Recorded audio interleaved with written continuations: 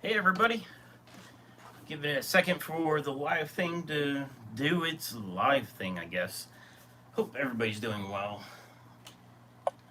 Getting some things in order, and we'll start this Friday night off.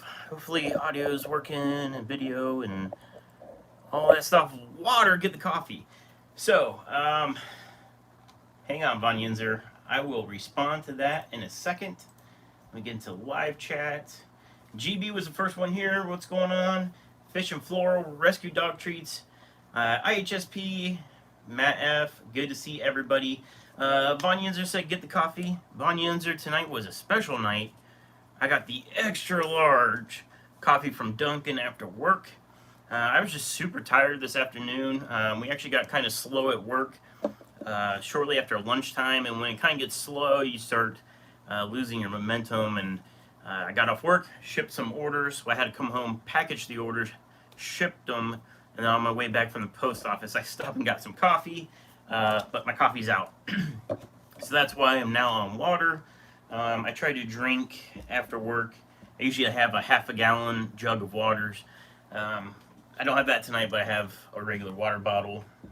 And somebody at work mentioned about the Fiji water. I don't buy Fiji water every Friday night. I reuse my bottles. So this bottle's probably like, I don't know, 6 months old. I reuse them until like they fall apart. I try to reuse, repurpose, recycle. Fiji water is probably my favorite water, but this is just tap water. I don't know, random squirrel. Anyways, good to see you guys tonight. Matt F with the 614 super chat. Thank you so much. Rocco's Fish Room said, oh my god, no coffee. That's so not good. I've had my coffee, so don't worry. Tiffany White, good to see you. Tonight's topic, not really a certain topic. I think we're going to talk about the weather that's really affecting a lot of people in this country. And I think I heard on the radio the other day there was like something like 47 states affected by that massive storm that hit everybody. And I know the South got it pretty bad for the fact that they're not maybe used to the kind of storm that hit. I know Midwest, we're pretty much used to snowstorms. I think Lucas Bretz last night said they got somewhere around a foot of snow, if I heard that correctly. But that's no big deal when you expect it. But if you're in South Texas or Texas, wherever that was, where they got all the ice and snow and stuff, that might be a little bit of a problem. And I've heard people having fish room issues with losing power. So I want to talk about what... Sorry, I'm trying to fix these cables that just fell.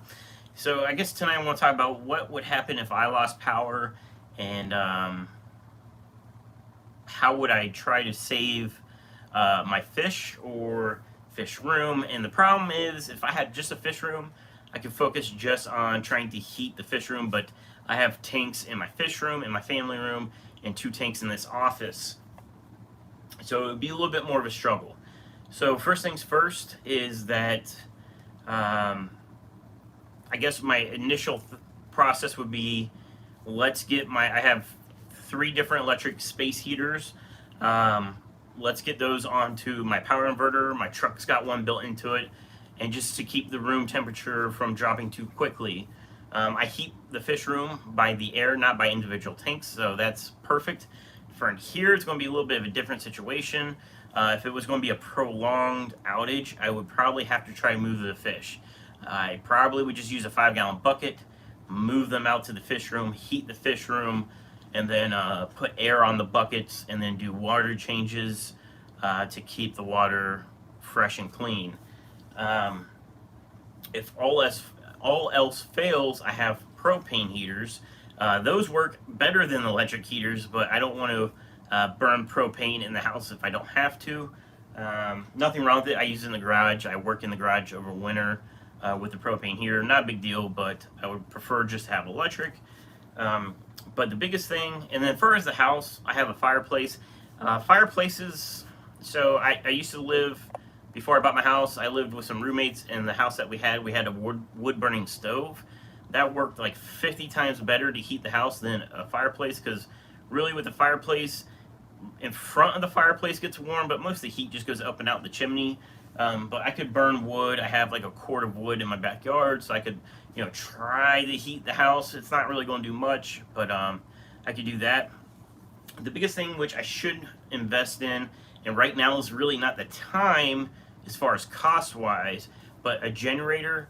It's kind of silly. I haven't done it yet, but my house previous owner had a whole home backup generator. So there's a plug on the outside of my house that a generator plugs into, and then in my fish room, there's the main breaker panel, and then there's a sub panel on the other side of the door that's a transfer switch. So you turn your generator on, you flip the transfer switch, it cuts the mains, and then your generator will power your house. That would be the best thing for me to do. I just haven't really invested in a generator, and but even a small generator, if I could just power my furnace, I do have gas, so if I could at least get the furnace running to where it's blowing air through the house, I could always do that. That would be the simplest thing, but if you have a generator and your house is wired for it, I might as well just wire the generator in. If I do the monster garage fish room, that will probably be on the list of things to do, is to get a generator backup, especially with massive tanks. Don't want to lose massive tanks due to heating, because they take longer to heat up, they hold their heat longer, but once they start cooling down, even if you get your power back, it's going to take it a while to get that temperature back up. So I don't know how other people are doing it right now in the South. Hopefully they're figuring something out. But I hope that people are figuring it out. Ken B said, how about wood burning stove? So I originally thought about, they do inserts where you can put a stove insert into your fireplace. I would much rather have that than an open fireplace. And my fireplace is actually like kind of oversized to the point where when you first start a fire, it was having a hard time to get a draft going, to get the smoke going up the chimney.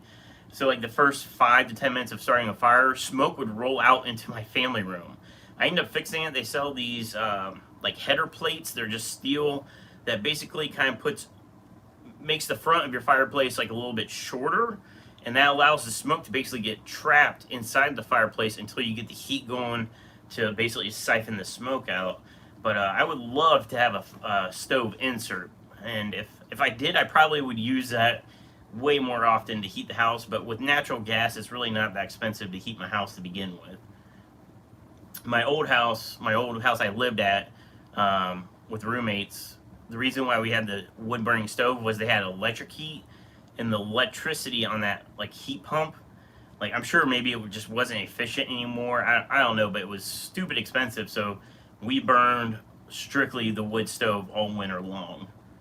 And that thing would get the house up to like 90 something degrees if you got it rolling. It was hot. Anyways, I want to scroll back up in the chat because I'm sure I'm probably missing some people. Good to see everybody, like I said. Rocco's Fish Room said, yeah, we are hurting down here in Texas.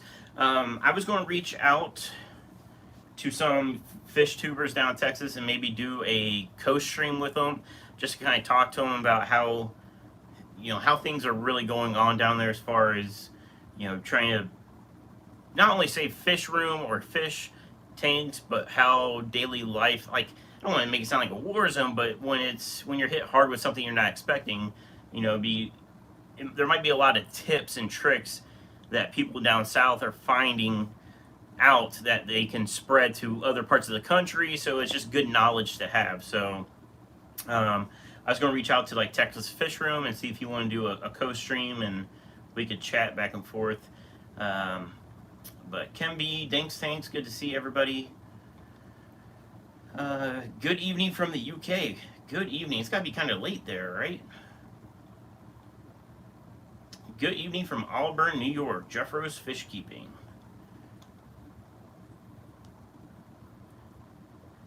Jupiter 1 says, you wouldn't just leave and let your fish fend for themselves without electric heat, air, or filtration. I've heard some amazing fish keepers in Texas doing that. No, I would try. I have too much money invested in all these tanks with fish, and I guess thinking about it, I wonder how much money, if the unfortunate happened, I lost all my tanks, I wonder how much money would be lost just in fish. And that's not even counting plants, because of the, if everything freezes, and you lose all the plants, like the amount of money would be insane. And I'm right around 55 different fish tanks, so it would be a lot of money. My dad's in the chat. He said 83 degrees with falling temps into the 70s for tomorrow. Call me first about the whole house heating without going to those measures you're talking about. Okay. So my parents are in Florida. They have a house here, and they have a winter house down in Florida. So it's 83 degrees where they're at, and it's like 25 degrees here right now. So that's a complete other end of the spectrum. But my chat jumped. Hang on, guys. Scrolling. Sorry, guys. I'm terrible at keeping up with the chat. Matt said, "Don't forget the hundreds of sea turtles they had to rescue." I didn't hear about that. I had to look that up. Hundreds of sea turtles. Okay, I'm on the scroll bar to try to make this as quick as possible. GRB Aquatics, good to see you. Mrs. Melhead Prime, hello.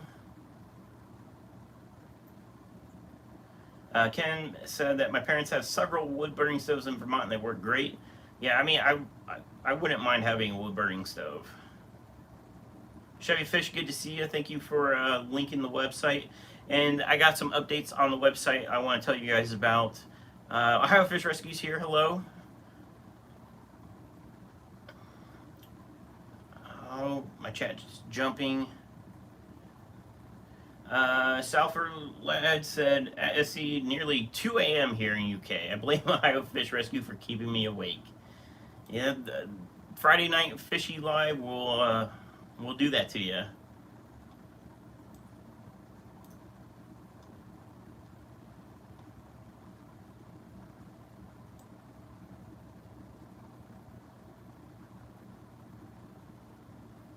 What is going on in the chat? OFR, Steven, I told you I'm out.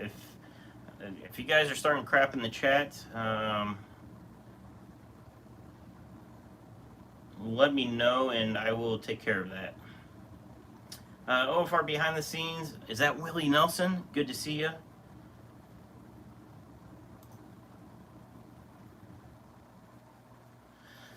Richard Maloney, see, I said it right, said, I meant Auntie's tank, probably Blackmore and a few Corys. Corys would be sweet, especially being a taller tank. That would help with cleaning it.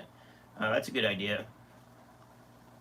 Evan Cardwell said, did you do an update on your new shrimp tank? Not really. I mean, it's only been running for like a week now, so there's really nothing to update too much.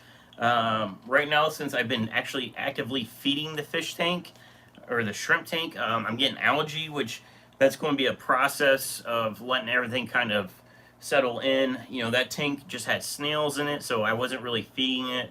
And now that it's getting those extra nutrients from the fish food, the algae's taken off. So I dialed the light back a little bit through the Fluval app, and then we'll see how it goes. It's one of those things where kind of just let it go, don't mess with it. I did do a partial water change on it tonight.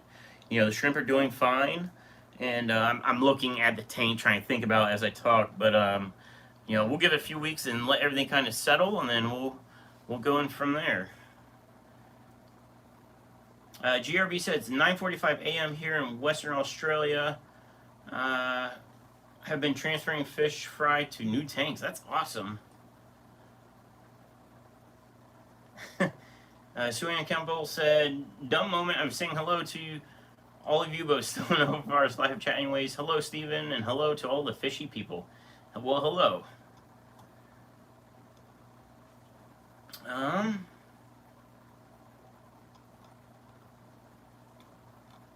think I'm caught up. I think I'm caught up on the chat.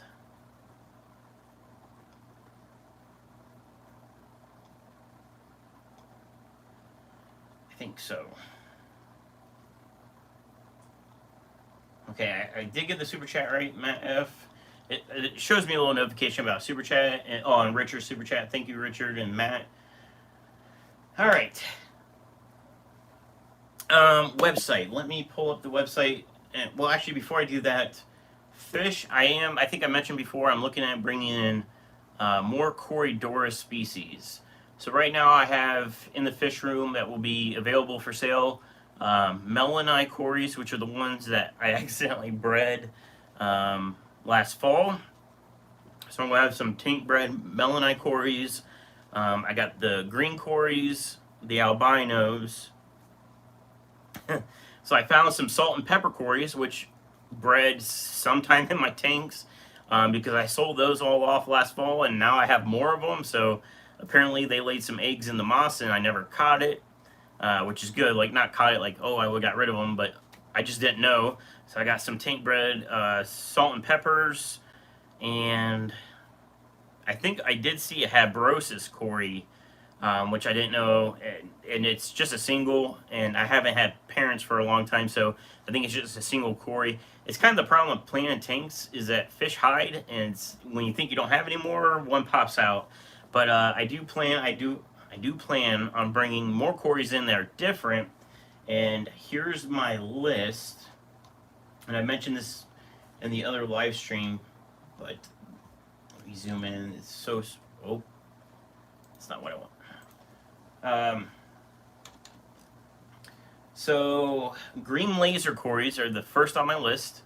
So I want to bring in the green lasers, red sailfin Venezuelans, true Venezuelans, which are the concolors. Those are available to me locally, so I want to go to the wholesaler and check them out, see how they look, and then go from there. And then some of the other ones were the C115 Corys, the let me pronounce this right, Ribalti Corys, and then there's a few others that are not in stock right now, but I'm keeping my eye on. Hopefully they come in stock, like the red neons, and they got the Reynolds long nose, and what was the other one? They had some white pandas I want to try to get a hold of. Dougie says, hey SC, how we doing Fishy Fam in UK Insomniac Crew? Doing good. Mike said, decent sized chat tonight. We are 87 people. That's a record, guys. I think the previous record was 80, so that's a record, I'm pretty sure. I'm just saying, with the $4.99 super chat, I'm trying to get rich from OFR to where put one big plait in his hair next week. Put one big plait. What's a big plait? I don't know what that means. Part? Maybe it's a part. One big part in his hair? But thank you for the super chat. Did I miss one? No, I'm good. Let's see. Scrolling. Bucky says, Steven, you haven't caught up on the chat from your first ever live yet.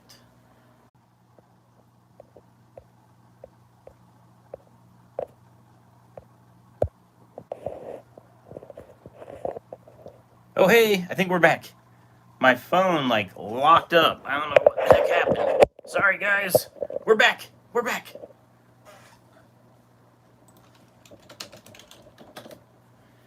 My apologies, guys. My phone, like, locked up, and I had to, like, basically, like, kind of close out the live stream and bring it back, so we're back.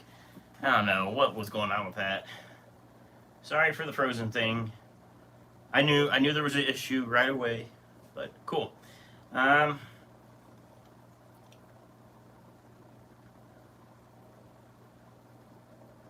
IHSP said a plait is simply a braid. Okay, now I know. Thank you, IHSP.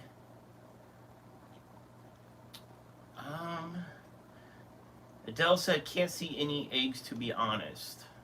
Can't see any eggs.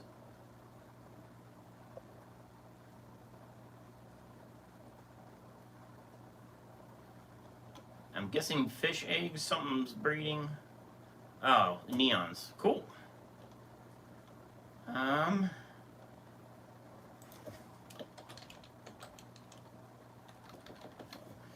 Okay, so let me get into the website.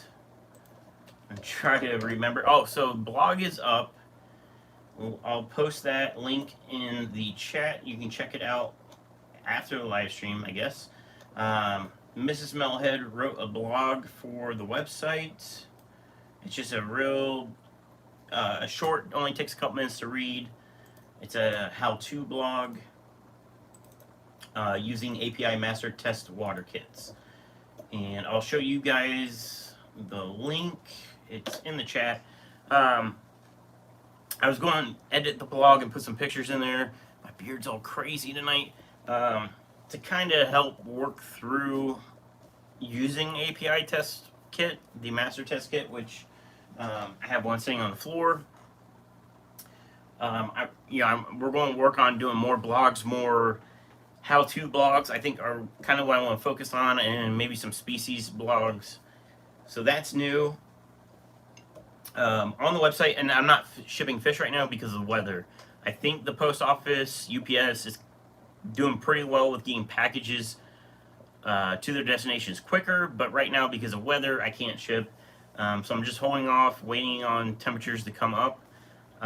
So there won't be any fish on the website, but on the website, I started kind of adding ways to sort and filter certain things. So the first thing I did was fish food. So normally you would click on the link for fish food and it would take you to all the fish foods.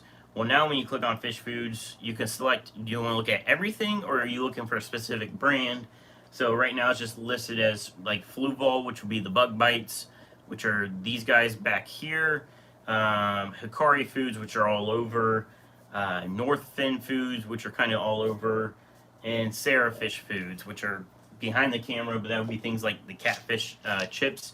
And then if you guys want to know, or if you don't know, the Sarah catfish chips have wood in them.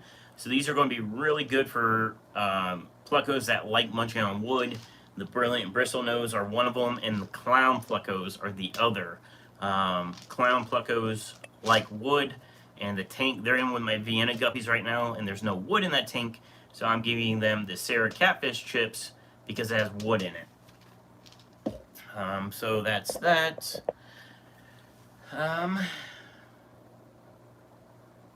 Mickey says, what's up with the large squirrel tank? Are you talking about this squirrel tank? I changed water on tonight, so it's a little cloudy if you can kind of see the haziness.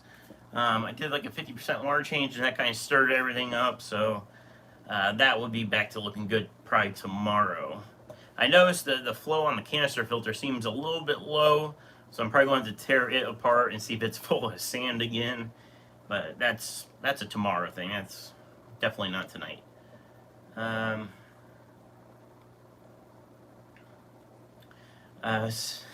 Suan said, at least you didn't go for half an hour without realizing it.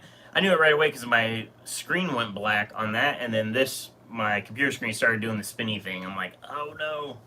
I knew something was wrong, so luckily I was able to fix it because I didn't know if I was going to like end the stream and then try to make a new stream, and that's a pain.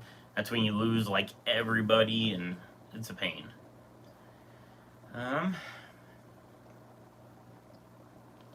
Okay, I think I'm caught up.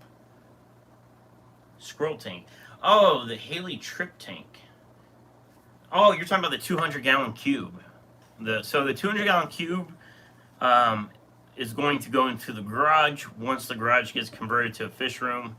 That's where I kind of talk about like every week about I need to basically get money, and that way I can buy insulation and drywall and the GFCI outlets and basically do it all. Really, it's just getting all the supplies first, but before that I need to get a new shed.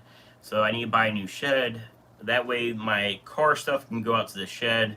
I have like a sandblasting cabinet, some spare car parts, and a powder coater machine. Like, I got a bunch of car stuff that needs to go out of the garage into a shed, because it's not stuff I want to get rid of. I want to keep that stuff, but I don't want it in the garage because it even becomes a fish room. And then every tank, except for the tanks in here, will go out to the garage, which will be nice, especially for water. I did flood my fish room again this week. Another squirrel incident on my part. I was filling up my barrel and completely forgot. and it flooded pretty heavily.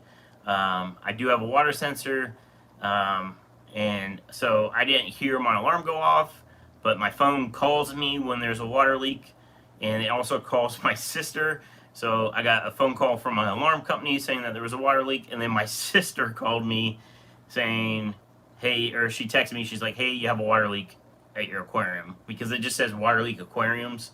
So I was like, I responded because I already knew about it. By the time she texted me, I was like, I know. There was a lot of water. Luckily, the fish room slopes slightly just enough to the garage, so the water kind of goes out into the garage. Some of it goes like into my kitchen, or I guess dining room, but so I used a shop vac, sucked up as much of like the bulk stuff I could, and then I had this little like wet, I don't know what they call it, like a wet mop. It's like a little wet mop that has squeegee on it, and I was using that, but the problem with that is like the water is like maybe 2 of these worth of volume it can hold. See, like when you flood a fish room, that thing fills up like that. Well, I have a carpet cleaner, and I don't know why I didn't think about it until this past week when I flooded. The carpet cleaner holds like at least a gallon of water, so I was using that, and it worked really well. I don't know why I didn't use that before, but I just used the carpet cleaner, clean it up. The fish room floor is like the vinyl, like waterproof planking, so it's real. At least it's real quick to get it up. And with the dehumidifier, by the time I woke up in the morning, all the water was gone, and the humidity's pulled out. But it's never fun dealing with massive water like that. But once I'm out in the garage, if that happens, it still sucks, but it's all concrete floor. If it's in the summer, I'll just open the garage. I have a push squeegee. I could just squeegee the water out to the driveway. But obviously I wouldn't do that in the winter because that would just make an icy mess. But let me scroll back up. So yeah, so that Mickey, to get back to that, that tank's just kind of chilling in the garage until I get the garage done, because it was too big to fit through my front door. I need to take the door off. If I were to put it in the house, the door would have to come off the hinges, and then the trim of the door frame has to come off to get it to fit. And then I kind of decided, since it's a cube tank and it's only a front view panel tank, it would be kind of silly in the house because my house isn't that big. So it would take up a lot of floor space, and so I decided it would be best if it was flush mounted into a wall. So that would be perfect timing, since I got to tear down the drywall in the garage to insulate the garage. That'd be perfect timing to put the fish tank there.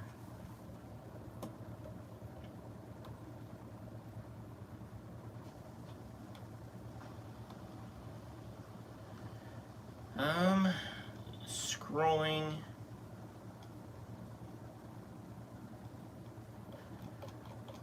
Sorry, I'm just trying to make sure I don't miss any questions.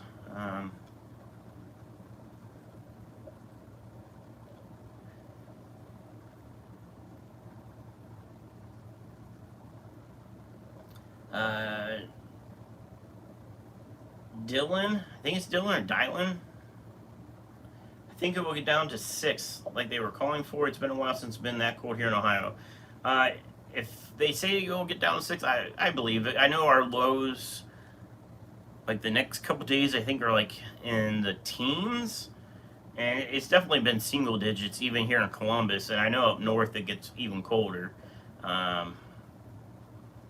If it gets down to 6 here, I don't think it's going to get down to single digits anytime soon.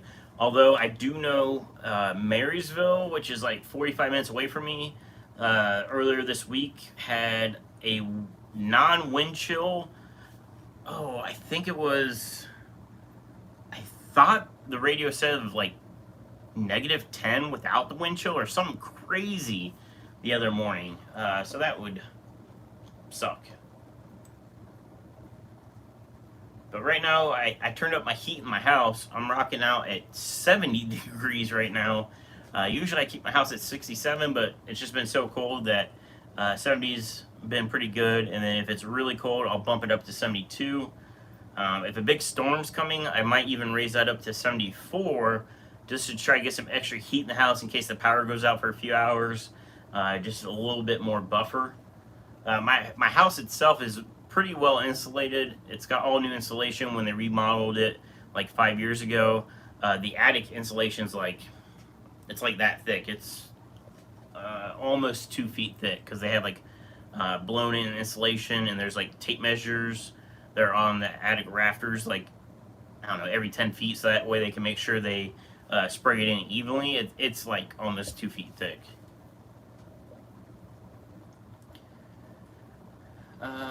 Mickey, any news about selling the house and moving? I put that off. I was basically, I stopped myself.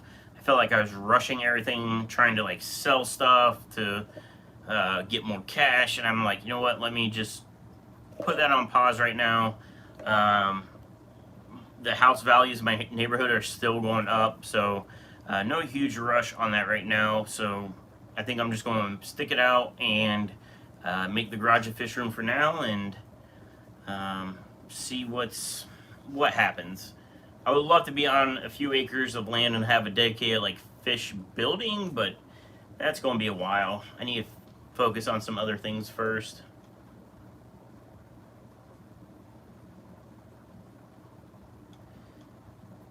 Let me see what else.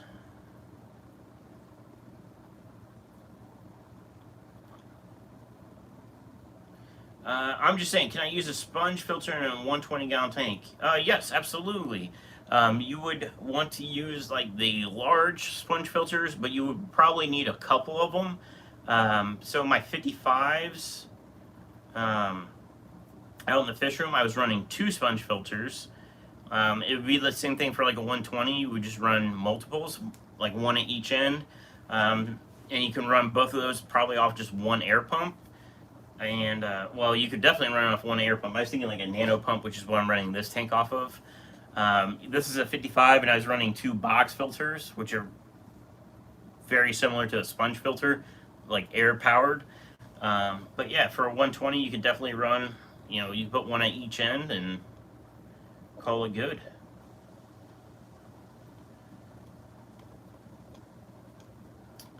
Let me see. Ever had issues with API's pH test? The first few kits I bought had wonky tests. I compared both with the strips and kept the bottles that matched. Took samples of my LFS for comparison too. So I've heard, and it's not just API, I've heard that sometimes test kits can be a little different between, like, if even it's the same brand. I think there is a time. Here's my API master. I was going to see if there was there is a date. That one's rubbed off. So I've had this test kit for a very long time, and it says it expires 2023. So they apparently last a long time. The other thing you gotta remember is your pH can change depending on the season. If you're on like city tap water, they could be dosing different things, and that could affect pH. So now, granted, if you're testing like this water with one test kit and it says it's pH 7, you test it again, like same water with another kit and it says pH 6, then obviously there's a difference in between those 2 kits. I don't really have an answer for you other than like maybe like a high quality checker like Hanna Instrument sells a pH tester that I believe is very good from reading on the saltwater pages. I don't really specifically target pH for any of my fish or anything like that. Just make sure that the water itself is good as far as like nitrate levels. They're not at like 1,000 ppm. This tank runs pretty high nitrates. And do I have my test kit out here? No, my test kit's in the fish room. This one runs usually like 80 parts per million on the nitrates, and everything does fine. But pH, I never chase it. I never try to target pH, you know. And then when you have pH problems, and you try to fix them using like a pH up or pH down product, I feel like you just run into more problems with trying to chase it. So, but accuracy of kits, to me, they're accurate enough to get the general idea. But if you're really trying to target Digital ones that you have to calibrate using their pH solution, that would probably be the most accurate thing.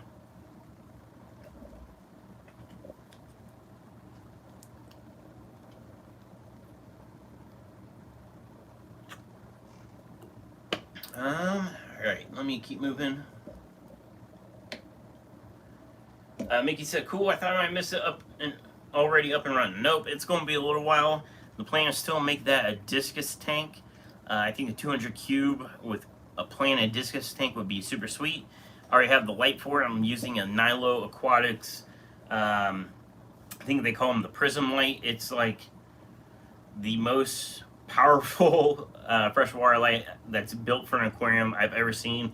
It's equivalent to like a floodlight on an off-road truck. Like, it's crazy powerful, and it's tunable.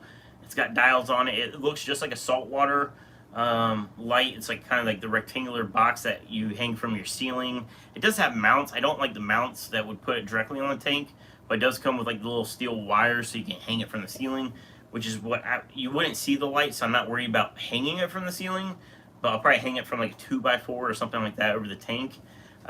It's super powerful, but the reason why I wanted a powerful light is that tank is 4 feet deep. So I need a light that's powerful to penetrate the 4 feet of water column to be able to really grow some plants that are down on the bottom. But it's powerful, and it should do the job. And I can't wait to get that tank set up.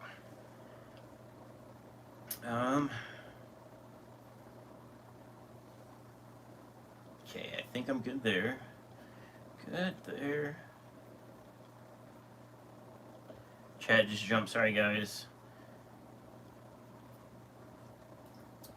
Salford Lad said, at SC, I keep one of my tanks full of plants, shrimp, nanofish, no water changes in 2 years, just top offs and filtration. Tank is doing well. Would appreciate your thoughts on this natural approach. Planted tanks, no issues, because your plants are going to eat your nitrates, except for the, well, it's not really an issue, but shrimp and fish, even plants, even though your water says, you know, probably no nitrates, you're adding nitrates, usually with like a fertilizer, you still need to replenish other minerals, and that's where water changes can come into play. I think I want to say I was talking to Lucas, and even with no water changes, you can still stunt fish's growth just from not getting that fresh water with, you know, nutrients that you might not be able to add in via like mineral additives. As far as like this tank, I was not doing water changes on it. I was doing water top offs, because during the summer this thing loses each week, like, you know, maybe that much water from evaporation, so I was doing water top offs. But the thing is that you're evaporating the water out, you're not replenishing minerals that these plants are consuming. Now there is, like my fertilizer, the 614 Fert, you are adding some minerals back in, but it's not going to cover every single thing that's, you know, it could be in your tap water or well water. So I do think some water changes are necessary to kind of replenish some of those trace minerals. So even with, like, you know, no water changes in 2 years, that's great. You know, the natural method is cool. But I don't think doing like a 50% water change once a month would hurt. I think you would help replenish some minerals that might be lacking somewhere. But if the plants are looking good and the fish are growing as quickly as they should be, then I think you're on the right track.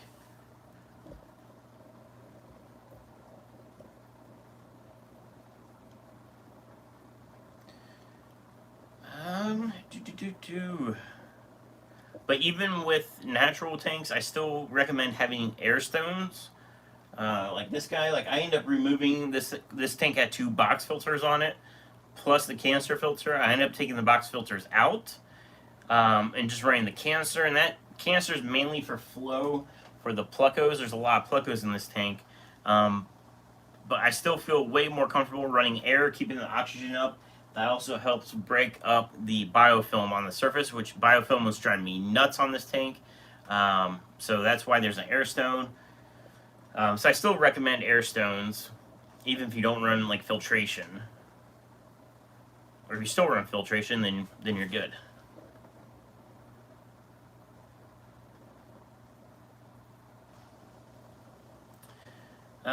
Sulfur lead. I hope I'm saying that. Sulfur lead.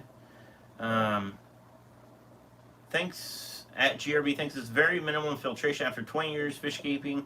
I found the less I do with the tank, the better. That is the way. Chris at Chevy Fish, does Steven ship to Ontario? I do not ship out of the country. I ship to U.S. territories. I ship to Puerto Rico and Guam, but I don't ship fish there because when shipping fish, typically I use UPS, and they won't deliver to PO boxes. And a lot of the addresses in Puerto Rico are PO boxes, so that becomes an issue. And a lot of times UPS is actually my cheapest route to ship to, like, Puerto Rico. So people are like, oh, I buy from the co-op and they ship to Puerto Rico. And I'm like, yeah, but like, the problem is you bought, free shipping's at $50. They bought $52 worth of stuff. They get free shipping. And then the shipping with USPS will cost me like $20 to ship there. Where UPS, it might be like $10 to ship there. So I'm still losing $10 shipping there, but it's better than losing $20. So I do limit. I don't ship fish because that would force me to ship to a PO box using USPS, and shipping would be super expensive. Chris became a member. Thank you so much. I appreciate that. Good to have you aboard. And speaking of members, I might try to do. I didn't do a live stream last weekend. I did it like during the week, and it was a lot of fun. I might try to do a live stream this week to members only, and that way I can screen share the website work I'm doing, kind of like behind the scenes, because I'm trying to prepare so when I start shipping fish to hit the ground running and try to get a bunch of fish orders out in the mail, because it's sucked now. It's been what are we, 2 months, coming up on 3 months, something like that, of not shipping fish. So that's kind of been crappy. So let me see where I'm at.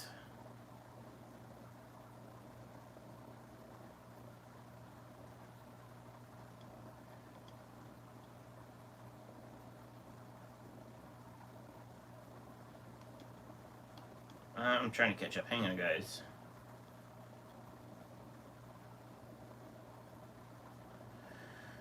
Sue-Ann says, wants to know if your shirt is pronounced sexy. My shirt, it's should be Chive by Southeast. So Chive is, I think it's the chive.com. It's a charity that they do a lot of charity work. This was something like I was big into. Oh man, it was probably like 10 years ago, and it was kind of like try and compare it to like a website, not like a Reddit, but just a great group of people. And it started with like sexy girls, I guess would be the thing. Not what you guys are thinking of, but they do these charities where they get all these people that like bar hop, and they raise money. And when I was into it, they raised enough money to get a disabled family a minivan that was like handicap built, like had like the wheelchair lift, and they were able to completely buy that for the family. This was a shirt. I forget where this came from. Southeast. I think I said Southwest. Southeast is not like the local people here. I'm in Ohio. This was like down south. Somebody sent me this shirt, so it's very like comfortable. So this is what I wear at night. Just because it's super, I don't know, it's super soft. Fish and Shrimp by Rich SC. Do you have guppies? Yes, I think I did see somebody say something about Vienna guppies by Corey. I do have the Aquarium Co-op Vienna guppies. I got them from Jimmy, who is the video editor for Aquarium Co-op. He used to live here in Ohio. He asked if I wanted some. I said sure.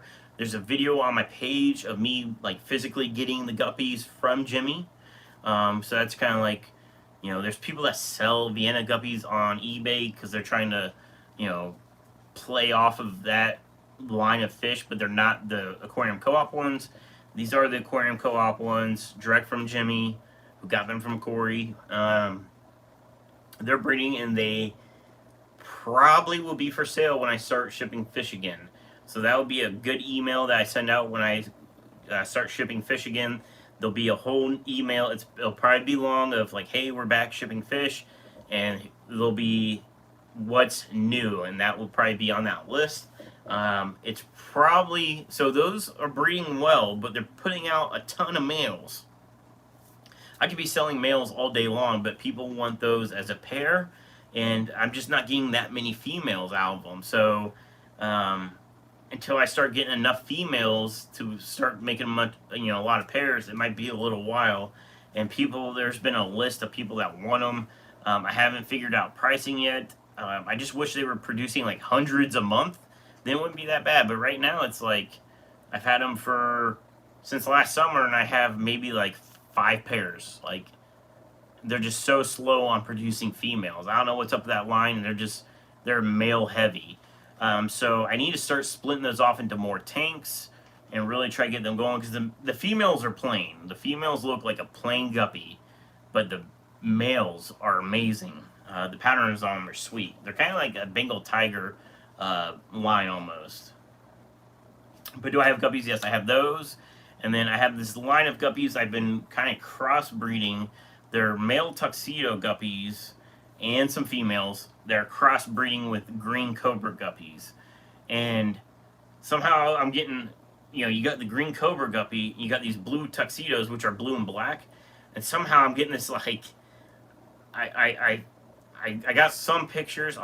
Maybe I'll post them on the community page. So I started off with these, like, kind of black, bluish bodies with a cobra tail with this, like, super, like, fluorescent blue top fin. I'm like, man, these are looking awesome. Well, now I'm getting them where they're getting a little bit of red in them. Like, they're looking really good. And I don't know where the red's coming from. So I'm guessing it's probably the green cobras, because there's also, like, red cobras. I'm guessing that's a trait that's coming back out. Because as you line breed, you start trying to get rid of those traits. And, they might become a recessive trait. And now that I've crossed them, it's, like a dominant trait. But now they're getting a little bit of red in the tail. So it's actually, like, looking super sweet. And I don't know if they'll sell, but I really enjoy them. So I need to start, like, line breeding those, like, harder. Because right now they're kind of, like, community breeding. Because I want to get a ton of fry. And that way I can kind of cherry pick out breeders and then start the line from there. So right now it's across their community breeding. It's, males and females from both. And then from there, whatever fry come out, that's what I'm going to pick and start doing the line breeding with. And, last summer I was super stoked that they had those blue fins. I'm like, man, they look awesome. Like, my pictures and videos don't do them justice. And now they're starting to put out the same fish with a little bit of red in the tail. The cobra tail is what's looking really good on them. So I'm just kind of interested to see where they go. And yeah, so, and then as far as pictures, so I've always been jealous of some people's fish picture abilities, like, amazing. And Aquatic Arts does really good photos. I'm like, man, like, I need to figure out what kind of camera I need to buy to get these good pictures. I have a DSLR camera. It's an older Nikon, and I just don't have the right lens for fish photography. My aperture isn't big enough, so it doesn't allow enough light in to try to get a quick shutter speed, because fish are always moving, so I need a quicker shutter speed. So when I try to, like, ramp up my shutter speed to get the pictures, like, the quality sucks. And I just don't have the right lens. I could buy a lens for it, but the camera's really old now. It's, like, definitely, like, it's gotta be, like, well over 10 years, maybe 15 years old at this point. Well, I noticed, like, in videos, like, some of my videos, I'm like, man, the videos, like, they look good. So I tried doing, like, a screenshot on my phone where, you screenshot it, but, like, it never comes out that great. Well, I found this app that goes, like, literally frame by frame through a video, and it saves a full HD copy of that as a picture. for some reason, like when I just do the screen capture, like it never seems to do like the best picture. So this app is letting me at least get better pictures. They're not like super fantastic, like they're not aquatic arts, but they're 10 steps above where I was. So that's what I've been playing with, and then I am doing a photo fish tank, and I'm using my Lee's. Do I have one in here? So this tank is really dusty because this has calcium in it, so that's why it's dusty. But I have a bigger version of this. This is the small or mini? Small. This might be a small.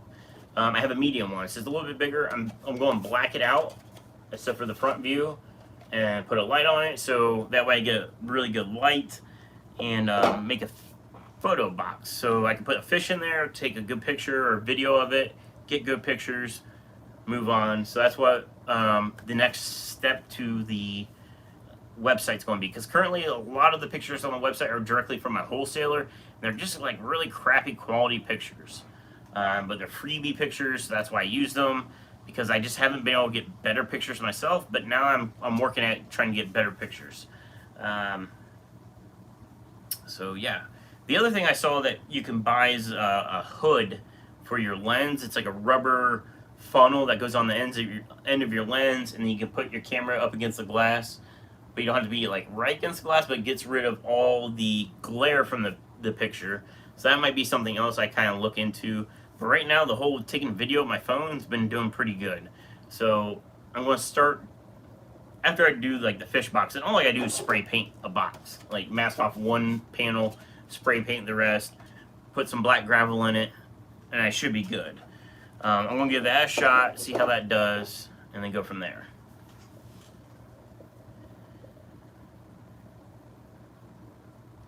Let me see. I'm just saying, do you ship fish to a resident? Yes, I ship to, that's mainly where I ship. I pretty much, people go on the website, they order fish, and I ship it to them. As long as you're in the United States, and I believe it's set up to where if you're in Hawaii or Alaska, it doesn't ship there because it just takes too long. But I have shipped to Hawaii before, but that was an accident, and I learned my lesson. Like, let's not ship to Hawaii because it just takes too long. But if you're in the United States, I do ship fish to your door. Shipping, if you're new here, shipping on non-live goods, so no fish or shrimp, is $9.99 flat rate. If you spend $50, it's free. So if you buy silicone, if you buy fish food, if you buy plants, it's $9.99. You spend $50, you get free shipping to the United States. Now, if you buy fish, it's a flat rate of $35. And you're like, whoa, that's a big jump. So that includes the styrofoam liners, that includes heat packs. There's no extra charges for fish. It's $35 flat rate. If you live in California, that's my most expensive place to ship is the West Coast. It's $35. If you live an hour from me, it's $35. That also, and the main reason is because the boxes are bigger, but because of weight of the water, it's expensive to ship. I think a lot of people think shipping is just like cheap, but it's really not. Shipping sucks. I wish it was just flat rate no matter what I send, but shipping sucks as far as pricing. Patty says $35 is not a lot for shipping. I see people that will ship fish for like $14, and I'm like, I don't know how you ship for $14. $35 is not a lot for shipping. Yeah, so 614 Fertilizer will be here this coming week. I reached out to the manufacturer. It's in the mail. UPS has it. It'll be here this coming week, which is super awesome because you guys have been wanting it.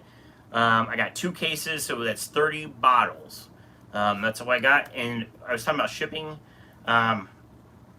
It's 2 cases worth. I'm sorry.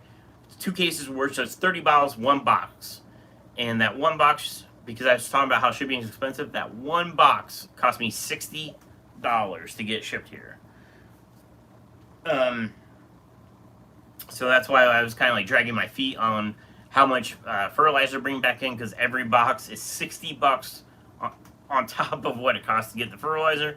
So I can't order. Probably the cheapest thing for me to do would be like get a pallet worth and then have it freighted, because like freight would probably be like $300. But that's so much money would have to go into the product itself. I'm not on that level yet, but it will be here this week. That will be its own email, I'm sure, because that will probably go live on the website before fish do. But if you've been waiting for the 614 fertilizer, watch your emails this week. They'll be available as soon as I get them. Like as soon as I have them in my hands, they'll be on the website.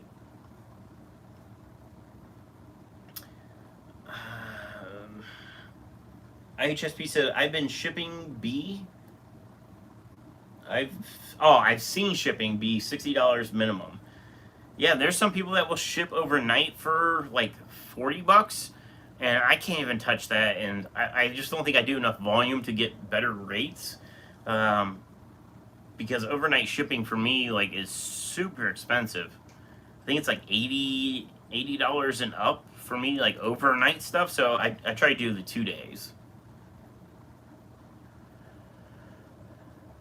Aquahuna is $12.99. Don't know how it is so cheap for shipping. So Aquahuna, being a wholesaler, probably has really good deals with the postal service. And then also maybe they figured out like a good box size. But so here's a good instance. So this is an order. Let me make sure I don't show anybody's name. This is an order that's going out in the morning. So they ordered plants and dry goods. All the dry goods are boxed. So I box everything the night before as far as dry goods. And in the morning, because the post office is open tomorrow, I'll bag the live plants. And then it's ready to go. It's like cover their name, like pre-printed label, like it's ready to go. There's a shipping invoice inside, so that way I make sure I get everything correct. This box, which is like 6 inches square,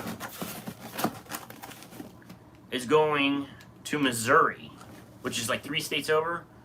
6-inch square box with dry goods, not heavy, was like $13. $12.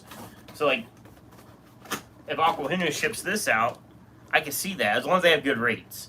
Because if this is $12 to go to Missouri to go to California or Washington where Aquahuna is, like that would cost me a lot more. But that's all with, you can barter your pricing with all these shipping companies. You can get a commercial account with USPS and be like, hey, like, look, I do 100 packages a day. I need a higher tier discount. I'm sure they've done that, especially being a wholesaler.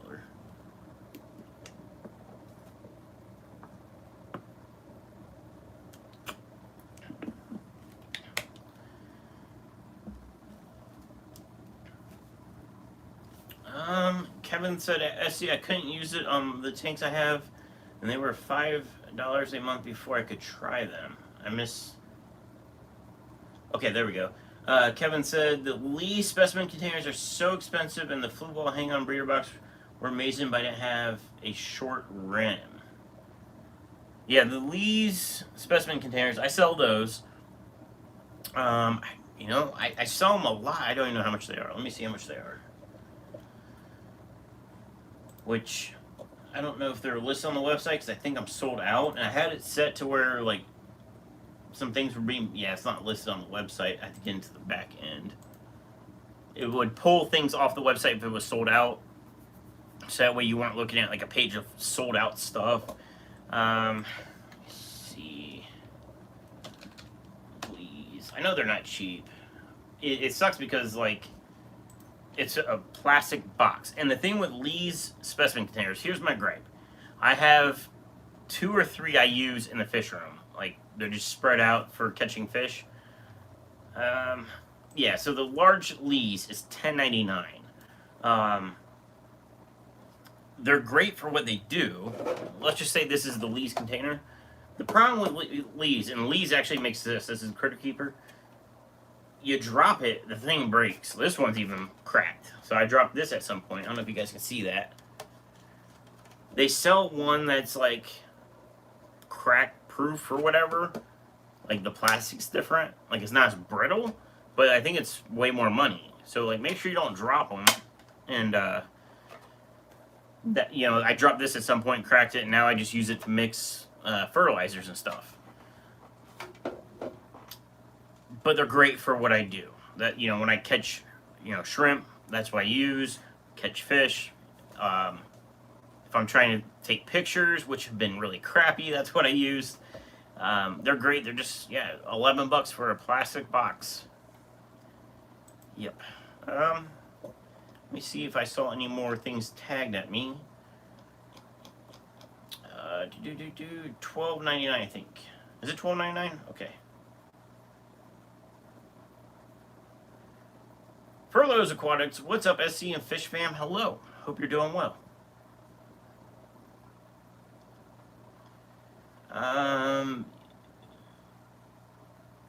Wait a minute.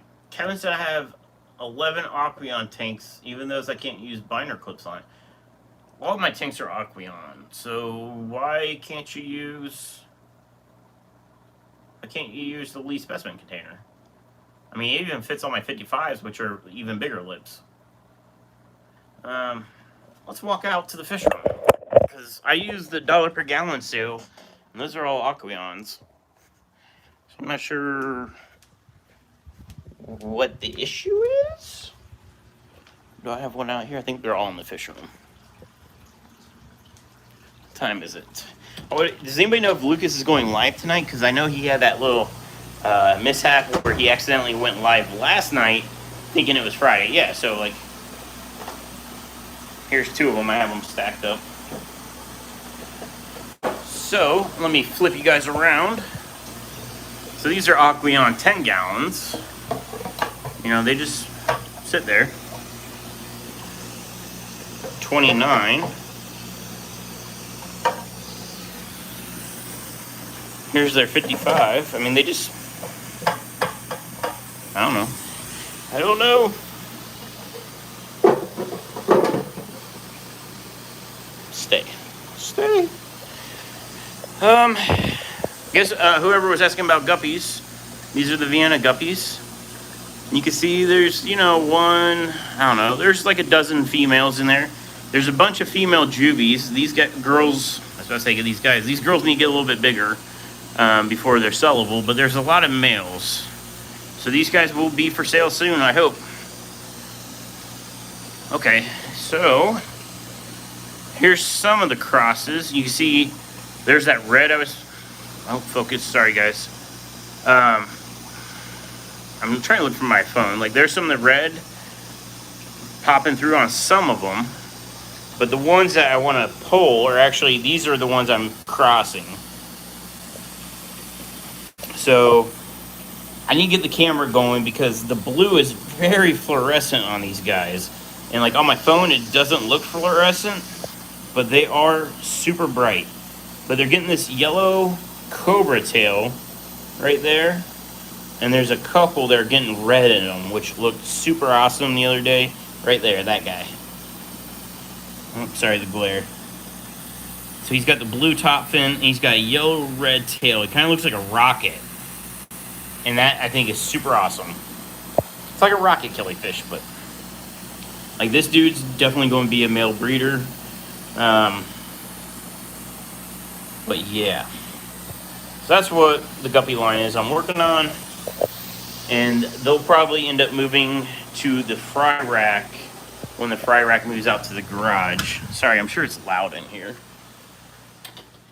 The fry rack would be great for breeding guppies. And especially if I take the overflow strainers out and the fry can get basically sucked into the overflows, they would drop down to the sump. What I could do is add basically a catch bin, and that way the females could be dropping fry all day long, and they get basically, I know it sounds terrible saying sucked out, but they, you know, go for a little water slide ride and end up in a fry tank automatically. So that would be kind of like the goal to set up with the fry system, is to make it like a super breeder guppy system. I've seen people set up a tank divider in a tank, and they'll put a lift tube in it that's air driven, just like a mat filter, and use that to basically kind of suck the guppy fry up and over and drop them on the other side of the tank, so that way the parents can't eat the fry. Kevin said, do you drill all your tanks? Not all the tanks are drilled. I've drilled a lot of my tanks. So the fry rack, the fry rack are medium or large. Mediums? Large. Mediums? Large. Medium or large, I forget.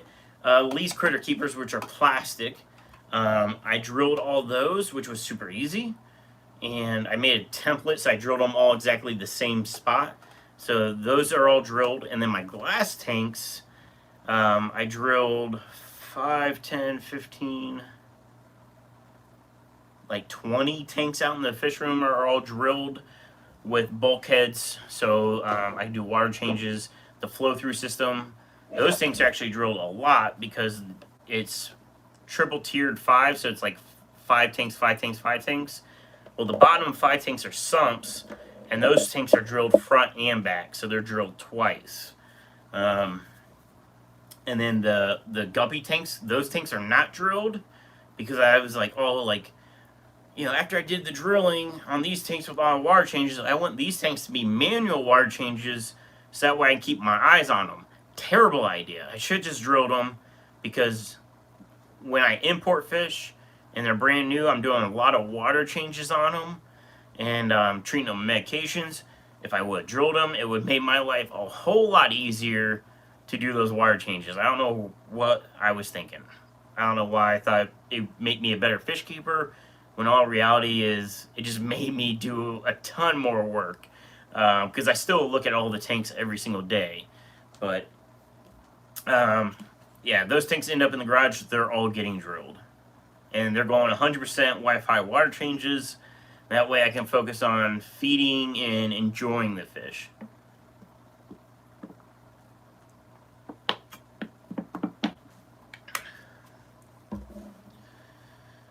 Let me see.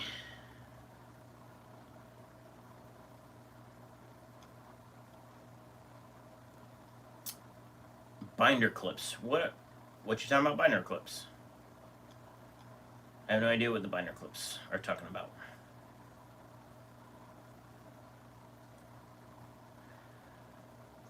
Okay, I like them, but I prefer the Fluval hang-on breeder box and just use them.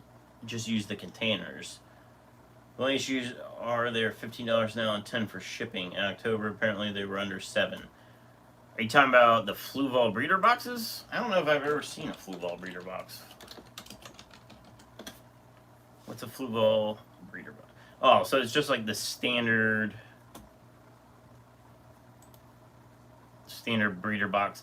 So as far as those, there's only 2 breeder boxes I've personally used that I've liked. And for air driven only, the Marina. I have a Marina out in the fish room. That thing has been perfect. No issues whatsoever. It's awesome. I tried the Ista and I sold it for a while. It just didn't have a good water flow. Like they just didn't design the lift tube right. I don't know. So I tried the Ista for a while. They're okay, but not as good as Marinas. What I started selling is the Phoenix, because the Phoenix can be air driven, but it also comes with a mini water pump. So let's say you're breeding plecos and you want some higher flow, you can have the water pump run to get more water flow through the breeder box. But let's say you have something where you want like no flow, you just want some water exchange, you can run the air. I'm sold out of those. I bought like a case of them to try it and they sold out. So I need to get more of them, but those were actually really cool. I wasn't sure, like, what's the point of the dual, like, having air or a water pump? But then I realized if you're breeding fish, let's say this spring you're breeding something where you want low flow, you could use the air, but let's say you want to kick the flow up, you can run the water pump. So that was really cool, and apparently a lot of people liked them because they sold out. So I will try to get those back in.